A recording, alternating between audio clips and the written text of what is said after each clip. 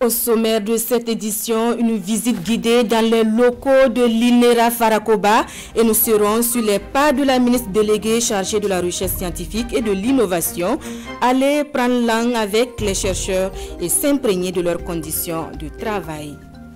Mois de pénitence, mois de piété, le Ramadan 2021 a commencé ce 13 avril et pour la deuxième fois consécutive dans un contexte de crise sanitaire liée au coronavirus.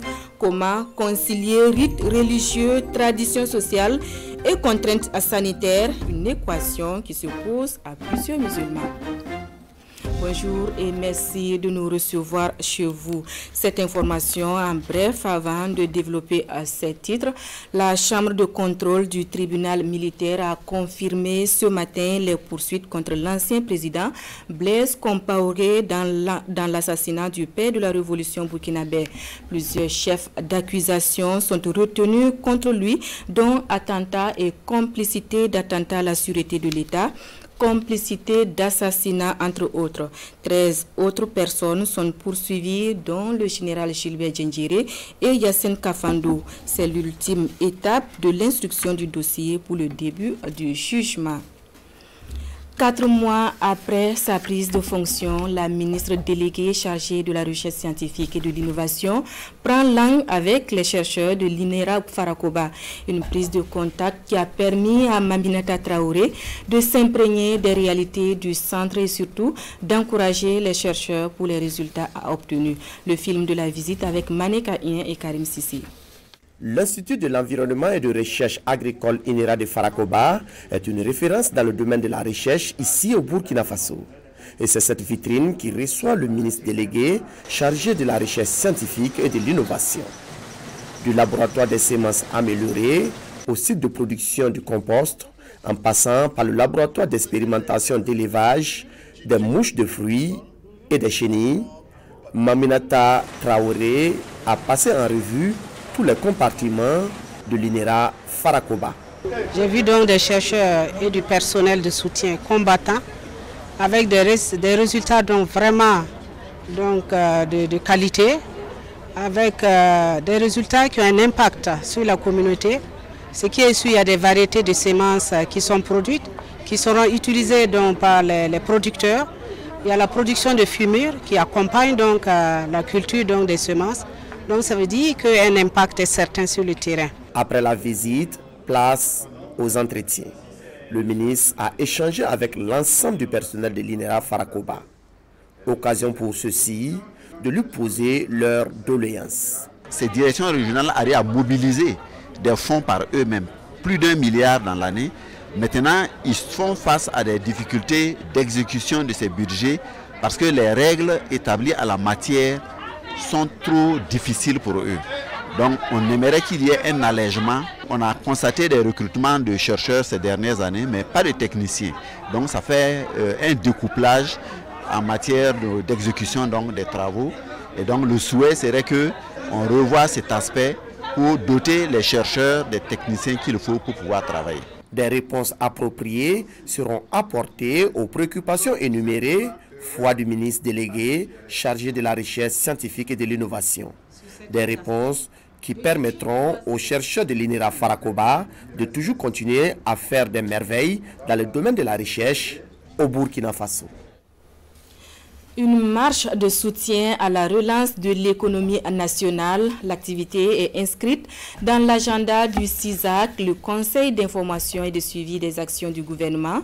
Annonce faite au cours d'une conférence de presse, une rencontre avec les hommes de médias qui a permis à l'organisation de veille citoyenne de donner sa lecture de la situation nationale. Le compte rendu de Rasmane Zoundi et Boukari Ouedraogo. Un face-à-face entre le Conseil d'information et de suivi des actions du gouvernement CISAC et les hommes de médias. Il s'est agi pour le CISAC de passer au scanner la situation nationale, notamment les points qui alimentent l'actualité. Le ministère en charge de l'administration territoriale, interpellé sur la loi d'affiliation des partis politiques, soit à la majorité ou à l'opposition. Le ministre d'État, ministre de l'administration territoriale, c'est lui qui a interpellé les partis politiques à se mettre en règle vis-à-vis de la loi. C'est son droit. Ça, c'est le devoir du ministre. Mais c'est le même ministre encore, sous une autre casquette, qui dit que au niveau de la majorité, ils ne vont pas accepter tous les partis. Donc vous voyez qu'il y a un problème. Relie la loi, telle est la volonté du CISAG qui s'est aussi intéressé à la crise dans le secteur de l'éducation.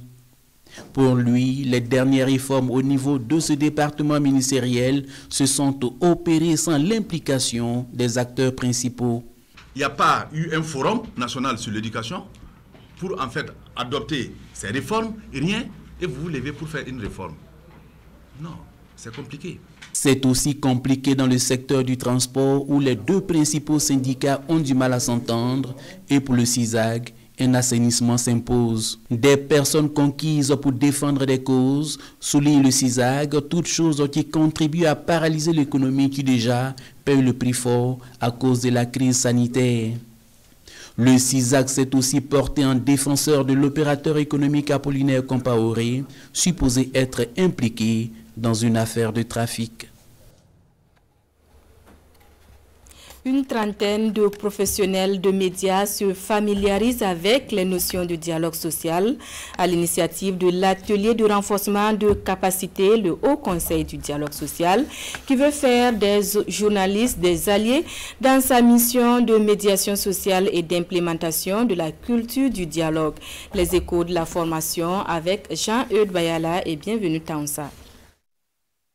Mieux se faire connaître pour mieux servir, telle est la philosophie qui sous-tend cette séance de formation organisée par le Haut Conseil du dialogue social au profit d'une trentaine de journalistes. Installé il y a de cela 3 ans, le Haut Conseil du dialogue social s'estime jusque-là méconnu du plus grand nombre de Burkinabés, d'où donner aux hommes de médias les outils nécessaires pour mieux porter au public l'information en lien avec les missions de l'institution. De façon spécifique, il s'agit pour nous de partager avec les hommes de médias que vous êtes un certain nombre de thématiques structurées autour de l'historique du Haut Conseil du dialogue social qui va permettre de savoir d'où est-ce qu'on est parti pour une institutionnalisation du dialogue social par la création du Haut Conseil. Le deuxième thème va porter sur le concept de dialogue social et sa pratique. Le Haut Conseil du dialogue social et la presse n'ont pas toujours fait bon ménage du fait d'un déficit de communication, déficit auquel cette formation devra contribuer à apporter des solutions. On ne médiatise pas tout ce que l'on fait parce que tout simplement la nature même de l'action que nous menons ou des activités que nous menons qui consiste à concilier, à gérer les conflits, à concilier les protagonistes ou les antagonistes dans une crise ne mérite pas qu'on en parle. Cette formation devra donc ouvrir la voie à une meilleure collaboration entre les hommes de médias et partant à une meilleure diffusion de l'information sur les activités de médiation et de conciliation que mène l'institution. La première cohorte de l'appel à projet du programme d'appui aux industries créatives et à la gouvernance de la culture reçoit sa subvention. Plus d'1,2 milliard de francs CFA débloqués pour le financement d'une 80aine de projets. Images et commentaires de la remise symbolique du chèque avec Adama Guiti et Ahadi Sandamba. Un chèque d'environ 1,3 milliard de francs CFA. C'est le montant alloué à 3 filières prioritaires. Le secteur de l'artisanat et des arts appliqués, le secteur des arts de la scène et celui de l'image. Cette remise fait suite à un appel à projet dans le cadre de la mise en œuvre du programme d'appui aux industries créatives et à la gouvernance de la culture. La culture, c'est un élément clé, c'est un élément, un moteur économique d'un côté, mais aussi un moteur de la compréhension, un moteur de la cohésion sociale. Et les deux aspects, je pense, qui sont pertinent, important pour le Burkina Faso. Il faudra donc que tous ceux qui en sont bénéficiaires puissent vraiment, en retour, réaliser les projets qui ont été soumis pour permettre en tout cas une continuité de ce projet-là et permettre d'avoir confiance en d'autres projets pour que ces projets-là aussi puissent être mis sur la table et que ça puisse participer au développement culturel. Sur 415 dossiers réceptionnés, seuls 74 sont retenus et répartis en 3 grands groupes. Plusieurs critères ont fait l'objet de ces choix. il y a la pertinence du projet, la viabilité du projet et surtout son apport dans l'économie de la culture. Nous avons pris en compte la décentralisation, le genre et aussi la connaissance de l'environnement culturel burkinabé et la capacité du promoteur à porter le projet, ses expériences antérieures. Je peux vous l'assurer que nous, en tout cas, on fera le maximum pour bien tenir compte de tout ce que, au fond, durant les 48 heures de formation, pour que tout se passe bien. Les projets lauréats sont ceux pourvoyeurs d'emplois et soucieux du renforcement de la chaîne de valeur. Le Fonds de développement culturel et touristique rassure d'un suivi rigoureux dès le démarrage des travaux. Cap sur la ville de Sia pour le Djibon 2021, un rendez-vous annuel des Dozo de l'ouest du Burkina. Rendez-vous fait de veillées et de sacrifices en guise de reconnaissance à Dankoun, leur dieu pour l'année écoulée et invoquer sa protection pour celle en cours. L'ambiance du Djibon 2021 avec Lamine Karantao, Sriki Milogo et Ismaël Satuné Paris. À l'appel de leur président, ils répondent présents. Eux, ce sont les membres de la Fédération des chercheurs traditionnels d'Ozo de l'ouest du Burkina Faso. Des Dozo qui célèbrent ici leur nouvelle année ou le Djibon. Pour l'occasion, ils vont implorer les membres pour une bonne campagne agricole et la paix au Burkina Faso. Le Djibon regroupe tous les Dozo et là-bas on se retrouve. Donc on donne certaines informations aux Dozo. Parce que en fait, bon, vous savez qu'un Dozo, ils sont tous de même père et de même mère. Nous cherchons aussi la paix. C'est toutes les communautés qui sont réunies. Et donc ces communautés-là, quand ils se réunissent, alors ils parlent le même langage. Et c'est le langage de Dankoun. Environ 1 million de Dozo prennent part à cette rencontre annuelle. Des Dozo venus des cascades, du sud-ouest, de la boucle du Mouhoun et des hauts bassins. Également, c'est le lieu pour les participants de rappeler certaines règles et valeurs de leur confrérie. La devise aussi des Dozo, comme on le dit souvent, c'est la protection des personnes et des biens, de la faune et de la flore. Alors maintenant, si nous devons protéger les personnes et les biens, quelle est la conduite à tenir?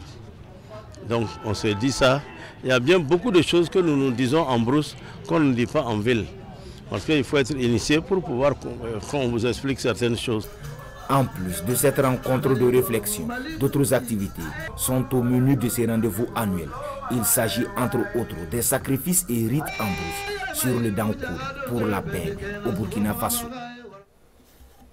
Retour à Ouagadougou où Bill Akakora était sur scène le week-end, une manière pour le roi du Djongo de renouer le contact physique avec le public après une période de restriction liée au Covid-19. À l'occasion, il a présenté un nouveau clip issu de l'album Foulou. Rasmane Zoundi et Pascal Kane.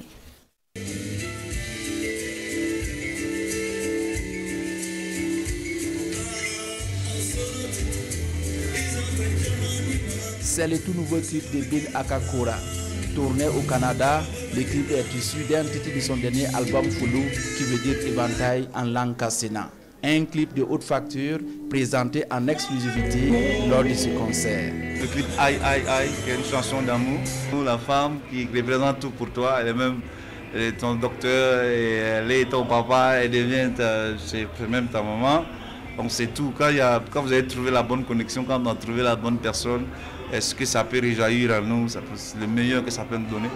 Et on s'est dit qu'on va lancer le clip parce que ça faisait longtemps avec tout ce qu'on connaît.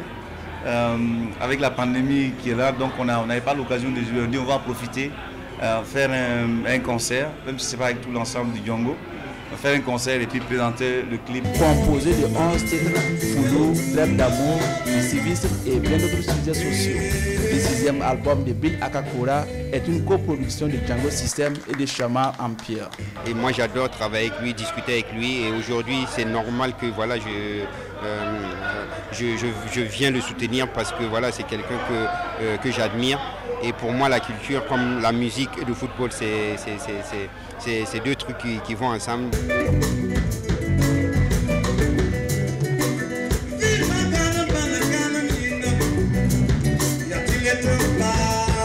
Les vieilles marmites font les bonnes sauces.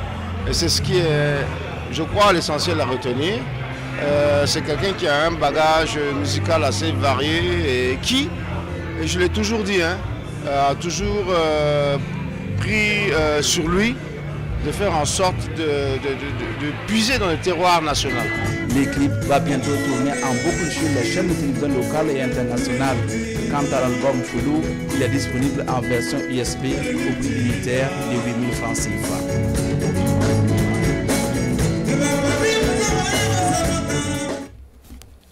Votre chaîne de télévision, la RTB, s'apprête à vous ouvrir ses portes et elle veut vous accueillir dans un cadre sain. Une journée de salubrité et d'embellissement a eu lieu ce week-end. Journée portée par l'Association nationale des pépiniéristes et jardiniers du Burkina. Daouda Ouattara et bienvenue Tansa. Les membres de la Fédération nationale des pépiniéristes et jardiniers du Burkina en ordre de bataille contre l'insalubrité dans l'enceinte de la RTB Télévision. Pendant que certains s'attellent au nettoyage, d'autres se donnent le soin de tailler le gazon et les fleurs, mais aussi de mettre en terre des plantes ornementales. Objectif affiché, enjoliver et offrir à la nationale du son et de l'image un cadre convivial et agréable pour accueillir ces invités qui viendront partager les moments forts de ces journées portes ouvertes qu'elle organise du 16 au 18 avril 2021. Ça fait 3 ans comme ça que nous on est venu faire ces travaux-là. Aujourd'hui encore, pour vous soutenir la fête. En 2018, la Fédération nationale des pépiniéristes et jardiniers de Burkina avait investi la cour de la RTB Télévision pour une opération de salubrité et d'embellissement. 3 ans après, cette fédération rébilote avec cet élan citoyen qui devrait contribuer à renforcer son partenariat avec le média leader du Burkina. Je vous le disais en titre, le Ramadan, mois de pénitence et de piété, a commencé ce 13 avril dans la plupart des pays musulmans. Des musulmans qui doivent une fois de plus composer avec le Covid-19 et ses restrictions. Il concerne près de 2 milliards de personnes dans le monde. Le Ramadan débute ce mardi dans la plupart des pays musulmans. Il doit durer 1 mois, mais pour la 2e fois consécutive, il se déroule dans un contexte sanitaire auquel il va falloir s'adapter. Par exemple, seules les personnes vaccinées contre le Covid-19 seront autorisées à effectuer le traditionnel pèlerinage à la Mecque. Mais dans certains pays, les restrictions sont moins sévères que l'an passé. Prenons l'Indonésie, pays avec la plus grande population musulmane du monde. Les mosquées ont été rouvertes, ce qui n'était pas le cas le printemps dernier. Et le gouvernement autorise les rassemblements dans les restaurants le soir lors de la rupture du jeûne. En Algérie, des mosquées seront ouvertes en journée uniquement pour les prières et appliqueront un protocole sanitaire strict. Idem en France, même si le couvre-feu limite les prières du soir. En Égypte aussi, les fidèles pourront participer à des prières dans les mosquées, mais dans d'autres pays comme le Liban, le Maroc ou la Tunisie, un couvre-feu est instauré.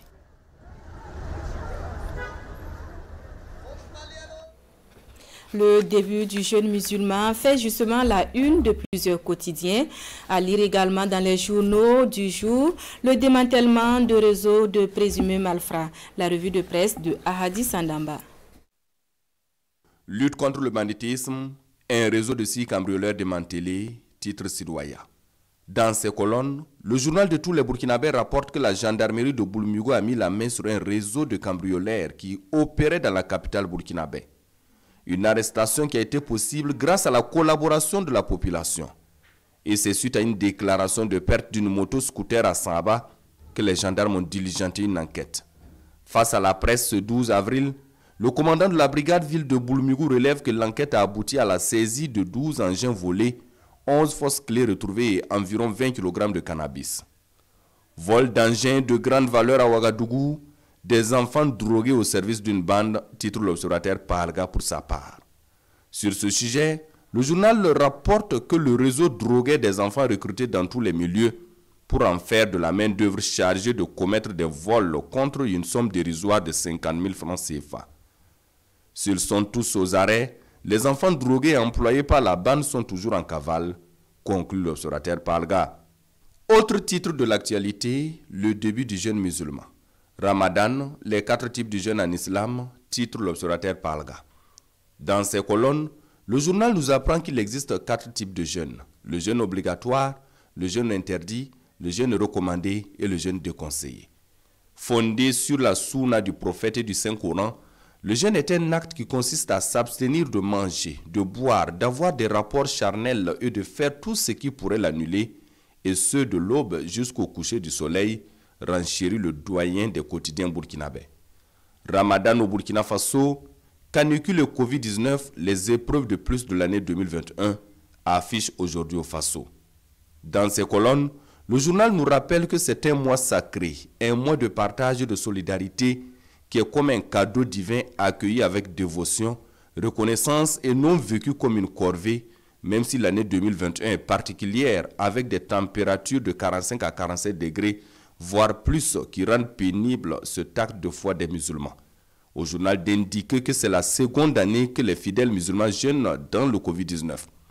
Une pandémie dont l'impact économique est inversement proportionnel à ses effets induits pathologiques, et tout semble être sur répondeur pour les Burkinabés, conclut l'éditorialiste pour qui cette pandémie a des effets pervers sur la bonne marche de l'ensemble de la communauté mondiale. Bon mois de carême à tous les fidèles musulmans. On s'arrête là pour les actualités en français en cette mi-journée. Nos confrères des langues nationales vous donnent rendez-vous à 14h. Bonne suite de programme.